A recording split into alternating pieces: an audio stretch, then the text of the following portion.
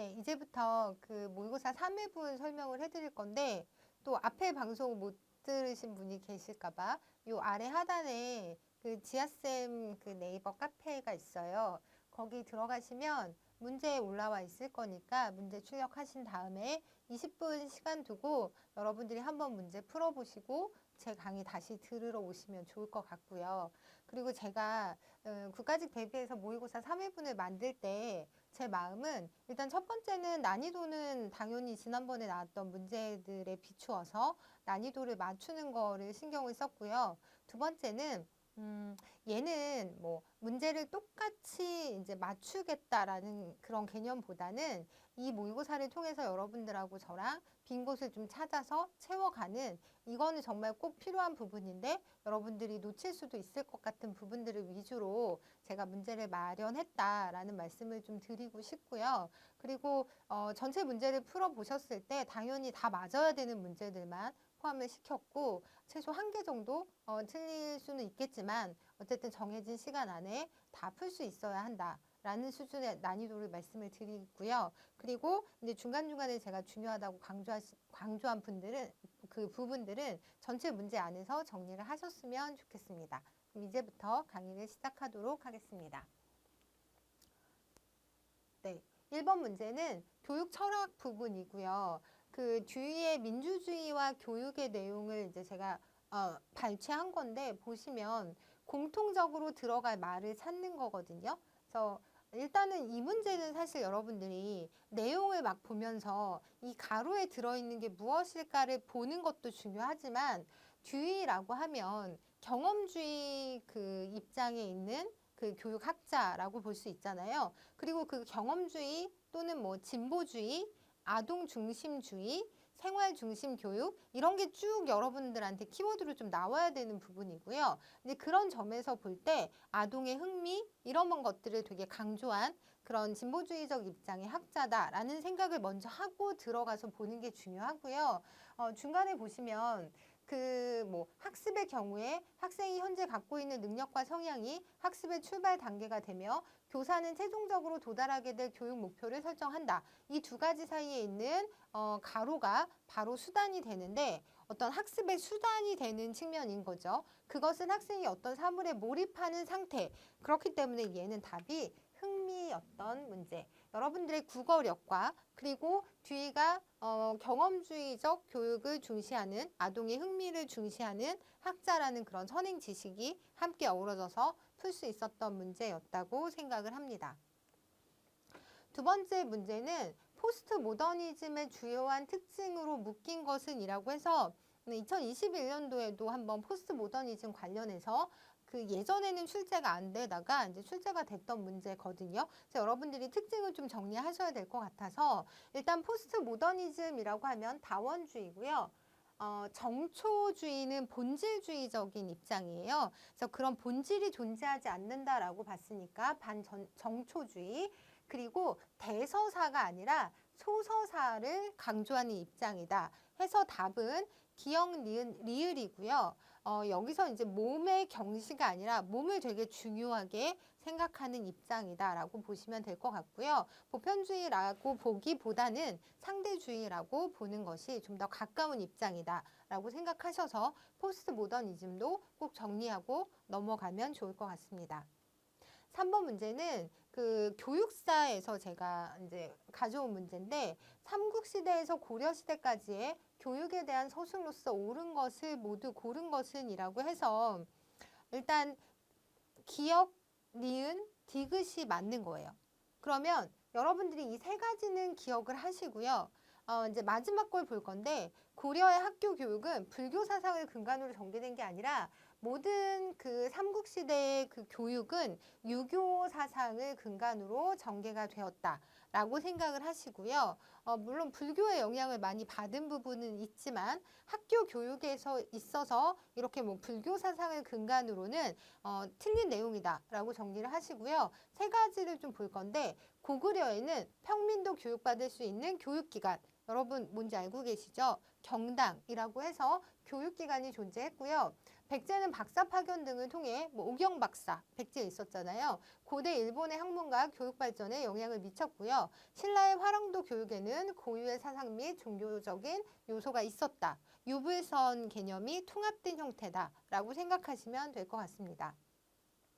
4번 문제는 인본주의 교육과정의 관점과 관련이 깊은 것을 모두 고르라고 했는데 여러분들이 이제 교육학개론 공부를 하실 때 저희가 인본주의 교육과정도 있지만 인본주의 그 상담, 인본주의 학습 이론 이런 게 있잖아요. 그래서 이런 인본주의라는 말이 들어갈 때는 그리고 교육 철학에도 인본주의적 관점이라는 게 있는데 우리가 인본주의라고 할 때는 여러분들이 꼭 기억하셔야 되는 게 개인의 잠재적 능력 개발과 자아 실현을 지향한다. 이건 어디나 들어가는 내용이거든요. 그래서 이 부분 꼭 기억하시고요. 그리고 디귿에 보시면 교사와 학습자 간의 관계에서 존중, 수용, 공감적인 이해를 중시한다. 이 두 가지는 이게 뭐 인본주의 교육과정이건 인본주의 상담 과정이건 인본주의 교수학습 이론이건 다 해당되는 내용이다라고 해서 정리를 하시고요. 나머지는 뭐 상관이 없는 거니까 넘어가도록 하겠습니다. 5번 문제.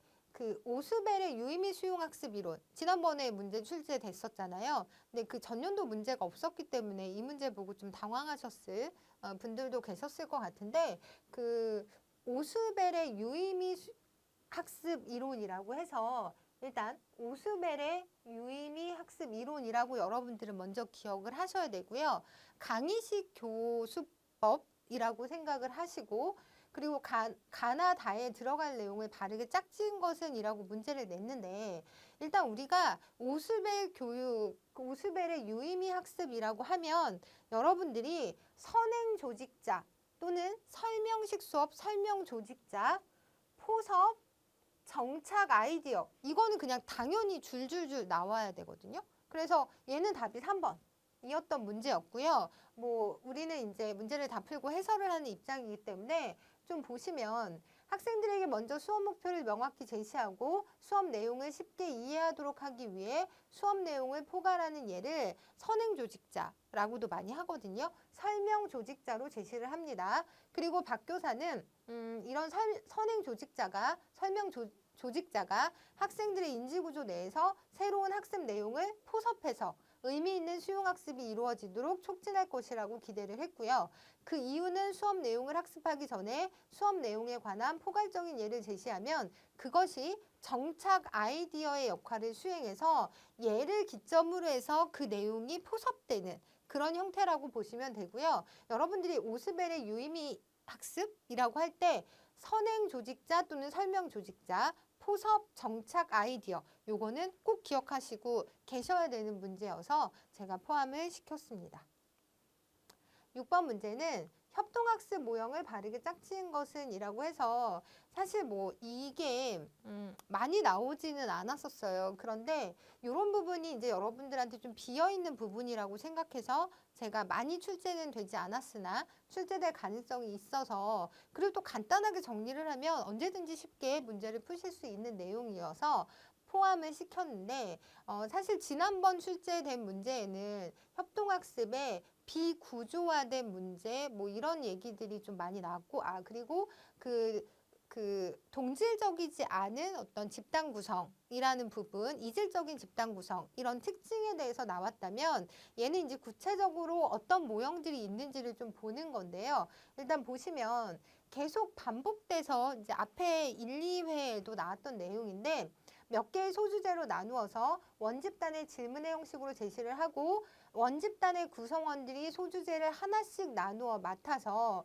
이 사람들이 전문가 집단을 형성해서 맡은 과제를 집중적으로 하고 다시 자기 집단으로 돌아와서 이제 교육을 하는 거잖아요. 그래서 이거 직소 모형이라고 해서 앞에서도 여러 번 했으니까 쉽게 찾으실 수 있을 거고요. 그리고 나를 보면 교사와 학생들이 토의를 통해서 학습 과제를 선택한 후에 이것을 다시 소주제로 분류를 하고 학생들은 각자 학습하고 싶은 소주제를 자율적으로 선택을 해요.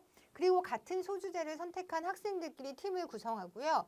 팀 구성원들은 소주제를 더 작은 미니 주제들로 나누어서 개별 학습한 후에 그 결과를 팀 내에서 발표하는 거거든요. 그래서 얘는 제가 전에 교재에는 잠깐 들어가 있긴 하지만 얘가 그 자율적 협동학습이라고 해서 그 내용 자체가 되게 자율적으로 협동학습을 하는 거잖아요. 그래서 이런 문제를 본 것과 안 본 것의 차이가 좀 있을 것 같아서 포함을 시켰으니까 이해하고 넘어가면 될 것 같습니다. 그리고 7번 문제, 상담 이론에 대한 문제고요. 옳은 것을 보기에서 모두 고르시오라고 해서 여기서는 이제 기억과 니은이 맞아요. 요거는 여러분들이 정리하셔야 되는데 그 합리적 정서적 행동치료에서는 정서적 문제를 유발하는 원인이 비합리적인 신념 때문이라고 보잖아요. 그래서 이 부분 정리하시고요. 인간중심 상담 이론은 아까 자아실현 뭐 이런 얘기 좀 많이 드렸는데 성장을 위한 적절한 조건이 갖추어지면 누구나 자아실현을 이룰 수 있다고 본다라고 해서 뭐 교육과정이던 상담 이론이건 간에 인간중심 상담 이론이라고 할 때는 이제 같은 맥락에서 이제 이게 이론이 전개가 된다라고 보시면 되고요. 그래서 일단 얘는 맞는 거예요. 그래서 답은 1번이었고 정신분석 상담 이론에서는 지금 여기에 초점을 두며 지금 여기에 초점을 두는 건 뭐 인간중심 상담 이론이라고 보시면 되고 정신분석 상담 이론은 이제 과거에 많이 초점을 두고 있죠. 그리고 뭐 무의식을 중시하는 이런 입장이라고 보시면 되고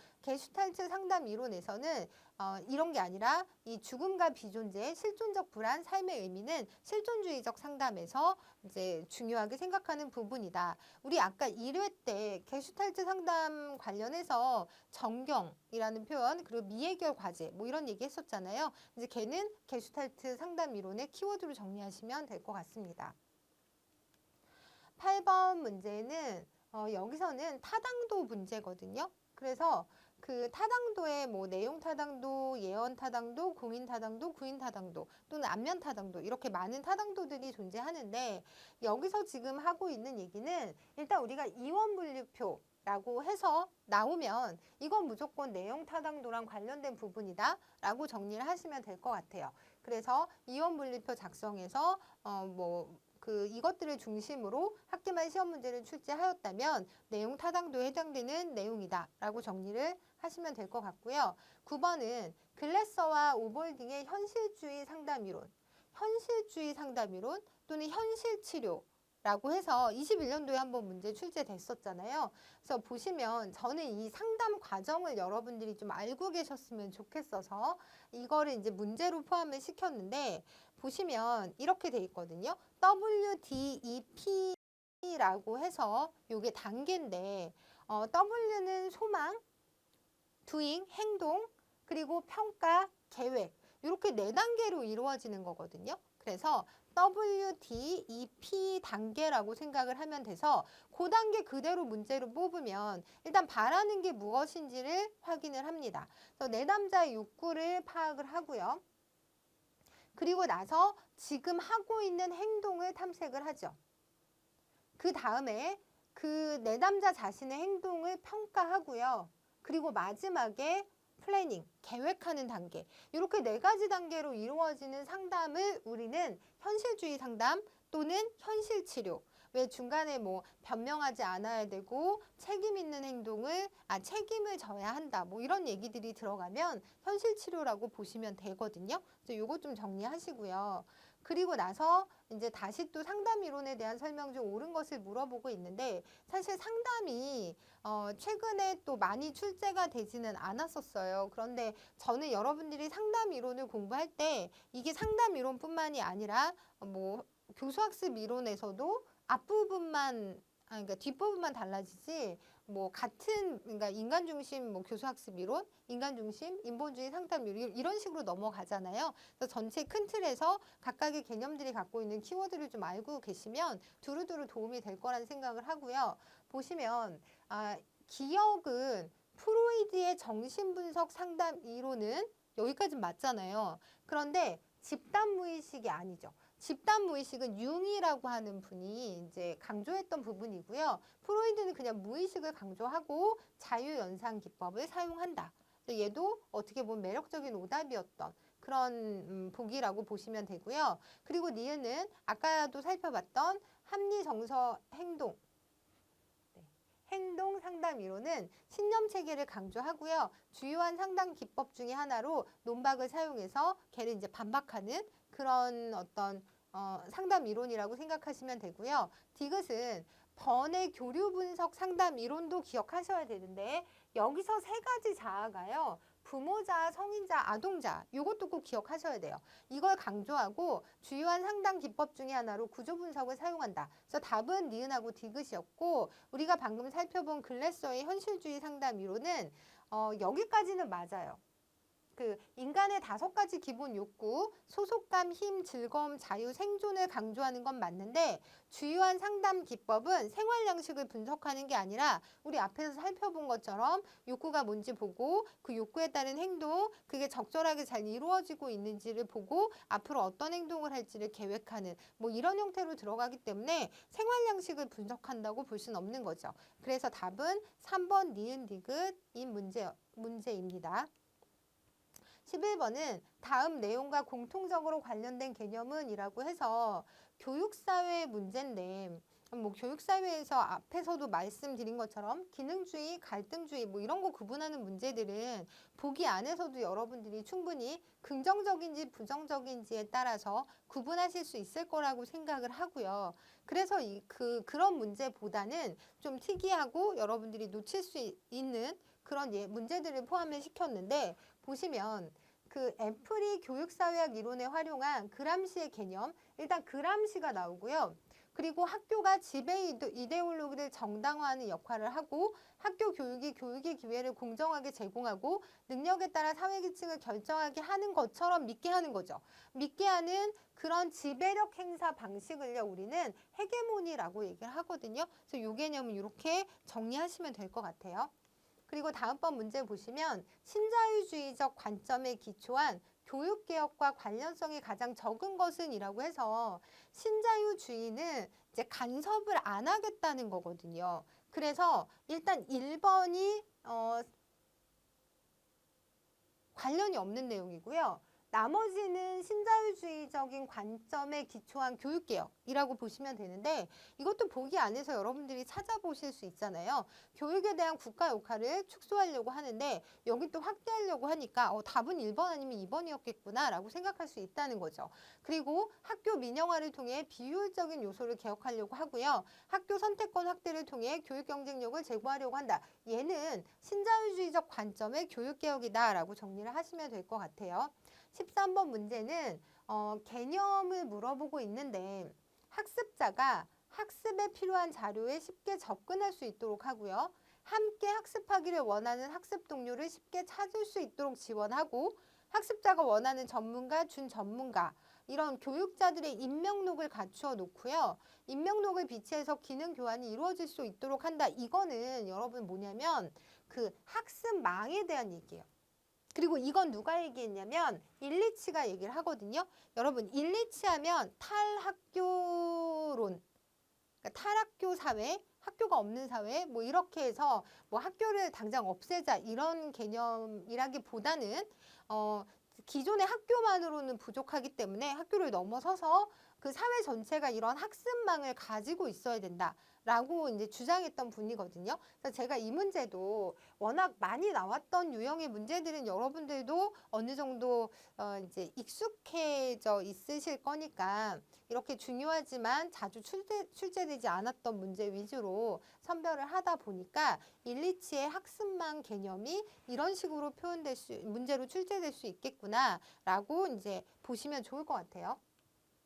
그리고 14번 문제도 교육행정 문제인데 어떤 교육행정 이론에 대한 설명인지를 보고 그 이론을 적용한 학교행정의 특징으로 옳은 것을 모두 고른 것은 이라고 물어보는데 이 문제도 여러분들이 좀 쉽게 접근할 수 있는 게 여기만 갖고도 풀 수 있다는 거죠, 원래는. 근데 이제 앞에 부분을 보면 교육행정의 민주화, 비공식 집단의 중요성, 비공식 집단, 그리고 인간은 경제적 요인보다는 사회적 심리적 요인으로 동기가 유발된다. 그래서 우리 앞에서 봤던 호손 실험, 인간관계론적인 어떤 접근을 얘기하는 거거든요. 근데 그거를 모른다고 하더라도 조직 구성원 간의 권위와 위계가 명확한 거는 과학적 관리론적인 입장이잖아요. 그런데 동료 교사 간의 인간관계와 교사의 개인적 사정에 대한 배려를 중시한다. 어쨌든 얘네 두 개는 서로 반대되는 입장이구나라는 생각을 할 수 있잖아요. 그래서 니은하고 그리고 교사와 행정직원의 역할 구분이 명확한 건 과학적 관리론. 그리고 리을 교장은 의사결정 과정에 뭐 이런 비공식적인 조직 의견을 반영한다. 그래서 3번이 맞고요. 교원평가 결과를 바탕으로 성과상여금 이 과학적 관리론적 입장이기 때문에 여러분들이 문제 안에서 뉘앙스를 가지고 두 개를 분류하는 거 이것도 되게 중요한 능력인 것 같습니다. 15번 문제는 우리 이제 인사발령에 대한 얘기를 할 때 그 전직, 전복 뭐 이런 얘기 많이 하잖아요. 그래서 그걸 좀 잘 드러내는 문제인데 보시면 전직에 해당하는 것을 모두 고르라고 하거든요. 근데 우리 전보는 그냥 전학처럼 옮겨가는 거라면 전직은 종별과 자격을 달리하는 임용을 가리키는 거예요. 그래서 직급은 동일하지만 직렬이 달라지는, 하는 일이 좀 달라지는 거죠. 그런 횡적 이동을 말하는 거여서 보시면 지금 니은 빼고 다 해당된다고 보시면 되거든요. 교육청 중등교육과장, 장학관이 A중학교 교장으로 부임하는 경우 그리고 디귿에 관내 초등학교가 중학교 국어교사 이것도 전직에 해당되는 거다라고 기억하시고요. 그다음에 리을에 그 국어교사가 교육청의 장학사가 되거나 또는 교육청 중등교육과장이 교육연수원에 근무하는 교육연구관 그러니까 하는 일이 바뀌는 거잖아요. 이런 걸 전직이라고 하고 나번처럼 그냥 고등학교에서 고등학교 교장? 이거는 전모라고 생각하시면 되죠. 그래서 이 문제는 답이 3번이고요. 16번을 보실 건데 학교 조직에 대한 학자들의 설명으로 옳지 않은 것은 그래서 얘는 뭐 사람 이름도 중요하고 그렇지만 여기서는 이제 뒤에 내용을 가지고 좀 접근하셔야 되는데 학교 1번 보시면 학교가 조직 구조 연결이 자체의 정체성과 독립성을 가지고 있잖아요. 그래서 다른 조직에 비해서 구조적으로 견고하게가 아니라 느슨하게 결합되어 있는 조직이고요. 그러면 지금 1번이 답이기 때문에 나머지는 여러분들이 기억하셔야 돼요. 1번에서는 느슨하게 결합되어 있는 조직이다. 이걸 와이기라는 사람이 주장을 했다라고 기억하시고요. 두 번째 민츠버그는 학교가 전문적 성격이 강하지만 관료적 성격도 동시에 지니고 있는 이거 작년에 나왔던 시험 문제잖아요. 그래서 지금 2번은 이중구조. 전문적, 관료적, 이중구조다라고 기억을 하시고요. 그리고 3번의 에치오니의 수능에 기반한 조직 분류에 의하면 학교는 규범적 권력을 사용해서 구성원들의 높은 헌신적인 참여를 유도하는 규범 조직이다라고 분류를 하거든요. 그래서 요거는 뒤에 제가 좀 정리를 한 게 있으니까 그걸 보고 설명을 드리도록 할 거고 파슨스는 이 체제 이론가예요. 그래서 파슨스가 나오면 물론 이제 교육사회학에서는 사회적 선발도 중요하지만 조직에 있어서는 체제의 문화를 유지하고 새롭게 하는 기능을 수행한다. 라고 해서 정리를 하시면 될 것 같아요. 네, 그래서 이게 그 제가 말하는 그 조직 유형, 분류 기준 이런 건데 이게 조금 까다로울 수 있어서 나올 때마다 여러분들하고 제가 반복적으로 함으로써 이게 그냥 저절로 외워질 수 있게 그래서 좀 여러 번 말씀드리는 입장인데 우리가 블라썸 막 이런 말 하잖아요. 그래서 이거를 저는 여기서 수혜자 뭐 주님의 신의 가호를 막 이렇게 얘기를 하니까 조직의 수혜자가 누구인지에 따라서 이렇게 호혜조직, 사업조직, 봉사조직, 뭐 공공복리조직으로 나누고 있고요. 그 다음에 카츠는 저는 이제 기능으로 받았어요. 이 K를 기능으로 받아서 그 본질적 기능에 따라 이렇게 나누었고요. 그리고 앞에서 봤던 에치오니라는 사람은 저는 얘를 에치오니라고 해서 치읓의 그 참여 형태로 연결을 시켰거든요. 그래서 물론 조직의 권력 사용 정도랑 구성원의 참여 형태를 가지고 여기 보시면 이렇게 나눈 거예요. 그래서 권력을 강제적, 보상적, 규범적으로 쓸 수도 있고 참여 형태를 도덕적, 헌신적으로 봤을 때 학교가 규범적 조직에 해당된다라고 주장한 사람이 에치오니의 권력 참여 관계의 조직 유형이다. 라고 보시고요. 그리고 이거는 아까 2회 때도 했던 건데 칼슨의 고객 선발권, 참여 선택권 여부에 따라서 뭐 야생 조직, 온상 조직 여기서 우리가 요거 두 가지를 기억하면 되는데 학교는 그 의무교육기관인 학교나 교도소는 온상 조직에 해당이 되는 거죠. 그러니까 구성원을 알아서 채워주기 때문에 그리고 고객이 선택하는 것도 아닌 형태여서 이때는 이제 온상 조직이라고 볼 수 있고 야생 조직이라는 건 고객의 선택을 받아야 그 조직이 생존할 수 있는 그러면서 이제 조직도 고객을 선택을 할 수 있는 그런 조직을 우리는 야생 조직이라고 한다라고 해서 가끔 시험 문제에 그 분류 기준으로 맞는 것은 이렇게 시험 문제가 나올 수도 있으니까 이 분류 기준을 중심으로 해서 여러분들이 정리하시면 좋을 것 같아요. 그리고 이게 잘 안 외워져서 제가 계속 기본 강의 문제 할 때마다 반복적으로 말씀을 드리니까 저랑 같이 하셔도 될 것 같습니다. 네, 17번 문제는 이제 우리나라 헌법 제31조에 대한 얘기인데 여기에 규정되어 있는 조항을 보기에서 모두 고른 것은 이라고 해서 일단 맞는 거는 제가 표시를 해놨지만 기역, 디귿, 미음이에요. 그래서 얘는 일단 여러분들이 정리를 하셔야 돼요. 그래서 헌법 제31조에 모든 국민은 능력에 따라 균등하게 교육을 받을 권리를 가진다. 그리고 교육의 자주성, 전문성, 정치적 중립성 및 대학의 자율성은 법률이 정하는 바에 의하여 보장된다라는 표현이 있고요. 학교 교육 및 평생교육을 포함한 교육제도와 그 운영, 교육재정 및 교원의 지위에 관한 기본적인 사항은 법률로 정한다라는 표현이 있어요.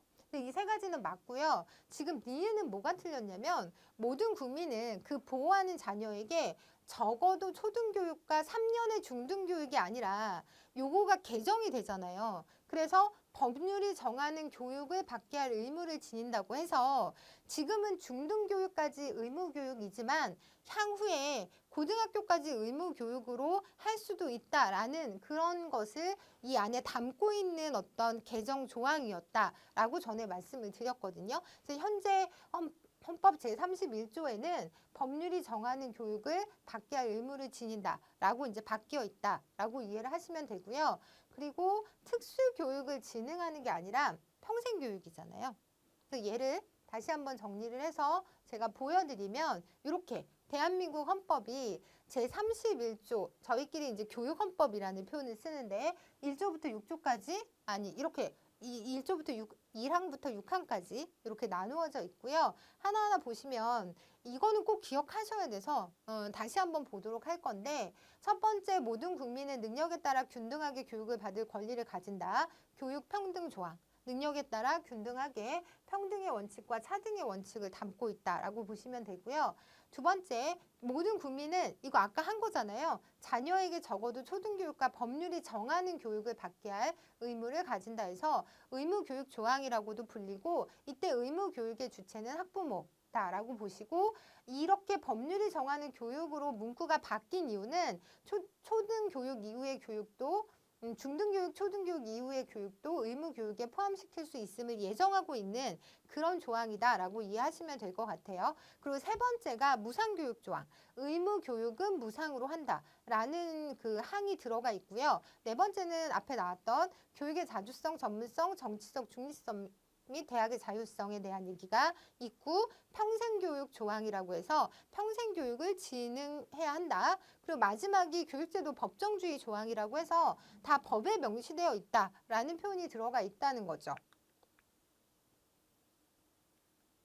네, 그렇게 해서 그 우리나라 교육헌법, 헌법 제31조는 여러분들이 꼭 기억하셔야 되는 내용이고요. 그리고 그 다음 문제는 지방교육재정 교부금 제도에 대한 문제인데 옳지 않은 것은 이라고 해서 얘도 사실은 뭐 옳지 않은 것을 빼고 나머지를 여러분들이 꼭 기억하자는 의미에서 제가 이제 출제한 문제인데 여기서 일단 답은 4번이고요. 보통 교부금의 재원은 내국세 총액의 20% 정도는 맞는데 교육세 세입액 전액이 아니죠. 이건 이따가 설명드릴 건데 일단 해당되는 거 세 가지 먼저 볼게요. 지방교육 재정 교부금은 보통 교부금과 특별 교부금으로 나누어지는 게 맞고요. 보통 교부금, 특별 교부금.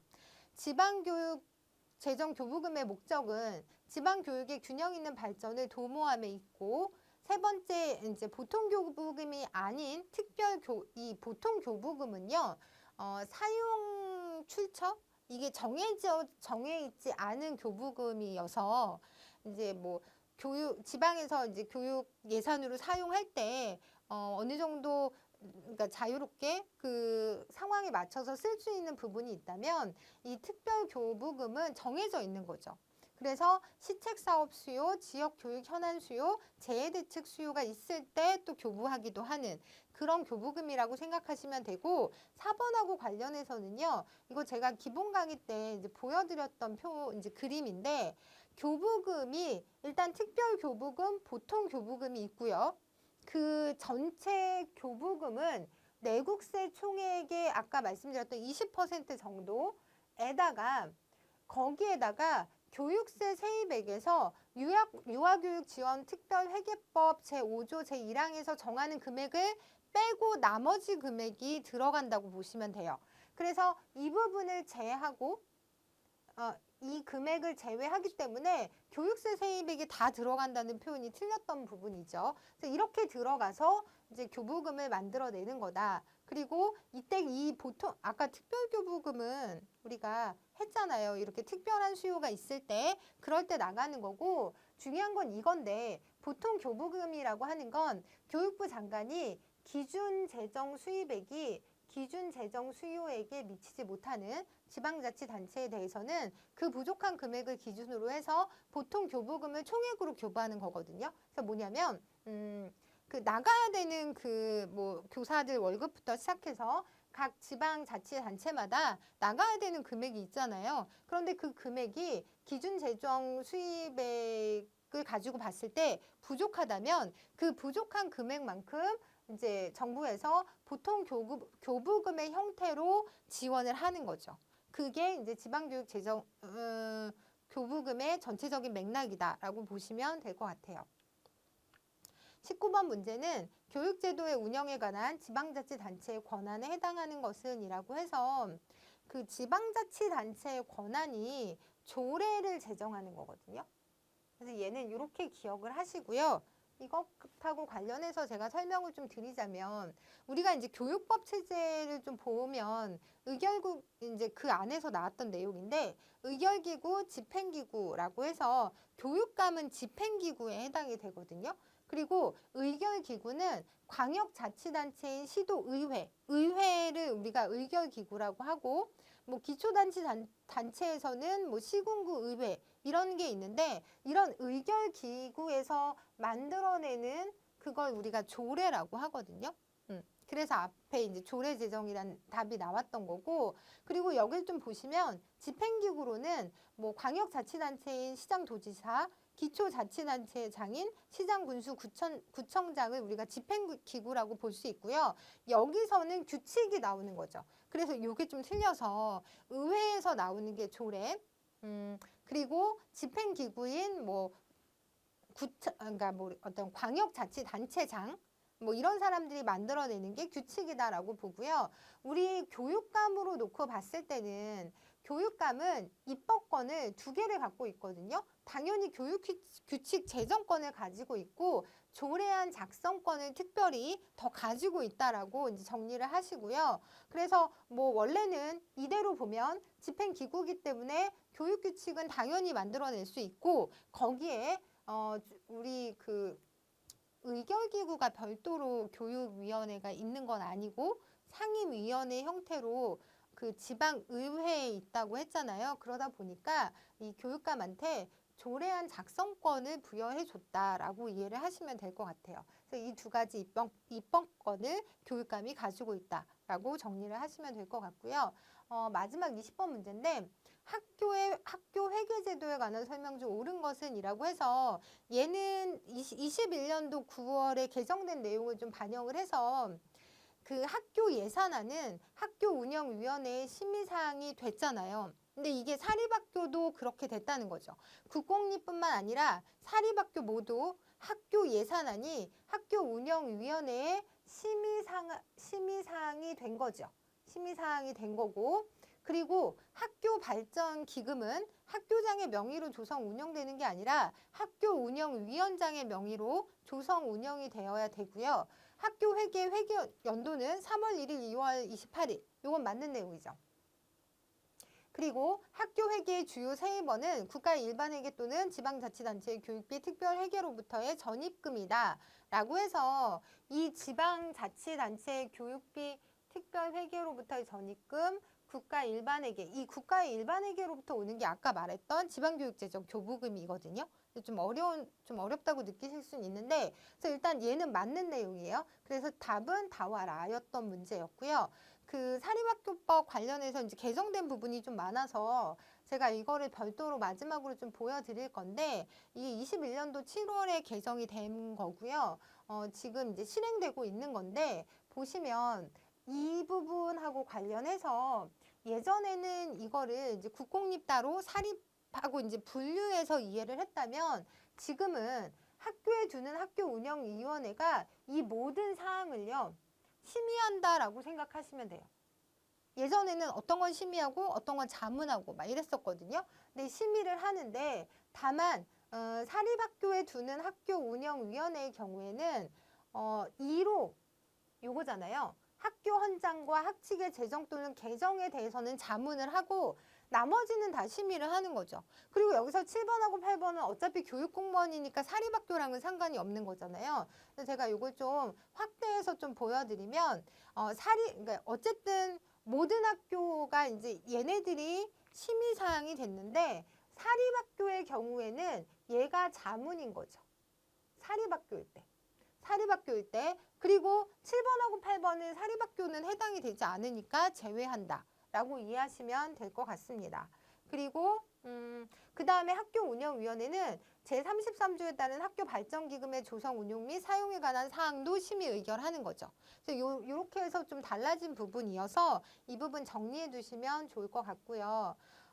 네, 이것도 확대해서 보여드린 건데, 제가 하다 보니까 3회 부분에서는 좀 난이도가 높다는 느낌을 받으실 것 같긴 해요. 제가 워낙 여러분들이 좀 어려워할 수 있는 교육 재정이라든가 교육법 관련 문제, 그리고 좀 바뀐 부분, 이런 부분들을 좀 많이 포함시켜서, 사실 이 모의고사 해설 강의 의도는 문제를 제가 적중시켜서 그 문제가 나오면 좋겠지만, 사실 그것보다는 같이 여러분들하고 정리를 좀 하고 빠진 부분을 채워보자 라고 해서 중요한 거 부분으로 문제를 좀 냈던 부분이 있거든요. 그래서 좀 도움이 되셨으면 좋겠고요. 다음에 또 요약 강의와 그 기출문제 해설 강의로 찾아뵙도록 하겠습니다. 감사합니다.